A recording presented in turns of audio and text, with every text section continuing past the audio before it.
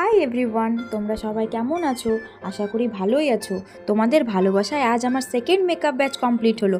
আজ একজন খুব পজিটিভ ও ভালো মানুষের কথা বলবো, যে সবসময় পাশে থেকেছে এবং সাহস জুগিয়েছে। সে আর কেউ নয়, সে হলো আমাদের সবার প্রিয় দিদি, মানে চন্দনা সাহানি ম্যাম, যার কাছে আমি মেকআপ শিখেছি। ম্যামকে ভালোবেসে দিদি বলেই ডাকি। থ্যাংক ইউ সো মাচ দিদি ভাই, লাভ ইউ। তোমার আশীর্বাদে আজ আমার সেকেন্ড মেকআপ ব্যাচ কমপ্লিট হলো। এরকমই পাশে থেকো সবসময়। খুব ভালো থেকো, তুমি সুস্থ থেকো। মেকআপ কোর্স কমপ্লিট করা থেকে নিজেকে প্রফেশনাল মেকআপ আর্টিস্ট হিসেবে দাঁড় করানোর জার্নিটা অনেকটা কঠিন। শুধু মেকআপ কোর্স করে নিলেই হলো না। একজন ভালো মেকআপ আর্টিস্ট হিসেবে পরিচয় পেতে হলে প্রথমেই নিজের কাজকে মানুষকে দেখাতে হবে।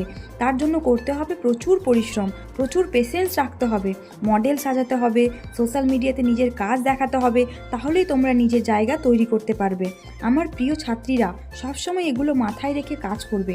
আশা করব তোমরা অনেক ভালো কাজ করো, ভালো কাজ করে অনেক দূর এগিয়ে যাবে। ভালো থেকো, সুস্থ থেকো, মিস ইউ অল। আর হ্যাঁ, আমার নেক্সট মেকআপ ব্যাচ স্টার্ট হতে চলেছে খুব তাড়াতাড়ি। তোমরা যারা জয়েন হতে চাও তারা শীঘ্রই আমার সাথে যোগাযোগ করতে পারো। অনেকেই এই শাড়িটার লিঙ্কটা চেয়েছিলে, তা আমি ডেসক্রিপশানে দিয়ে দিয়েছি, সেখান থেকে পারচেস করে নিতে পারো। আজকের মতো টাটা।